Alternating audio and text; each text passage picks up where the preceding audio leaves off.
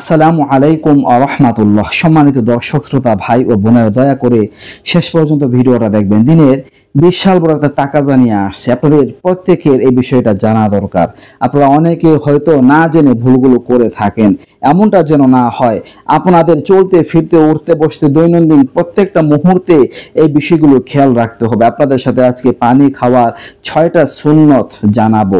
পানি খাওয়ার মোট 6টা সুন্নত, যদি আমরা এগুলো খেয়াল করে করতে পারি, সুন্নত পালনে নেকি অর্জন করতে পারবো, রাসূল সাল্লাল্লাহু আলাইহি ওয়াসাল্লামের সুপারিশ লাভ করতে পারবো। হাসরের মাঠে যেদিন আমরা কেউ কাউকে চিনব না, রাসূল সাল্লাল্লাহু আলাইহি ওয়াসাল্লাম আমাকে উম্মত হিসেবে চিনে ফেলবেন। তো আমরা এই সুন্নতের পাবন্দ করার চেষ্টা করব। পানি খাওয়ার সময় মোট 6টা সুন্নত একে একে পড়ে শোনাচ্ছি। 1 নাম্বার হচ্ছে বসে পান করা। পানি যখন পান করবেন বসে বসে পান করার চেষ্টা করবেন।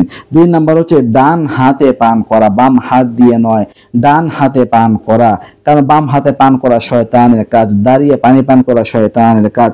3 নাম্বার হচ্ছে পানি দেখে দেখে পান করা, এটাও সুন্নত, কারণ পানির মধ্যে কোনো ময়লা আছে নাকি কোনো বিষাক্ত পোকামাকড় আছে দেখবেন কিভাবে, চোখ বন্ধ করে নিয়ম নয়, বরঞ্চ পানি দেখে দেখে পান করাটা হচ্ছে সুন্নত। দেখেন ইসলামের কি শিক্ষা।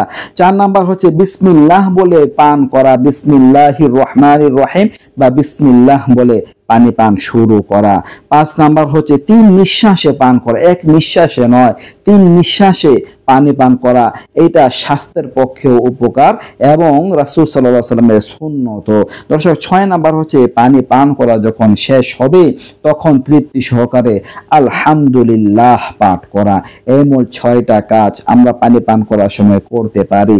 এগুলো সুন্নত আমল পানি পানের যদি করতে পারেন তাহলে সুন্নত পালনের অসংখ্য নেকি অর্জন করে নিতে পারবেন। আর যদি রমজান মাসে সুন্নত পালন করেন তাহলে তো কথাই নেই, একটা ফরজ আদায়ের সওয়াব পাবেন। সুবহানাল্লাহ। তো আশা করি বুঝতে পারছেন। নিত্য নতুন আরো ভিডিও পেতে সবাই পাশে থাকবেন। এই পর্যন্ত আসসালামু আলাইকুম ওয়া রাহমাতুল্লাহ।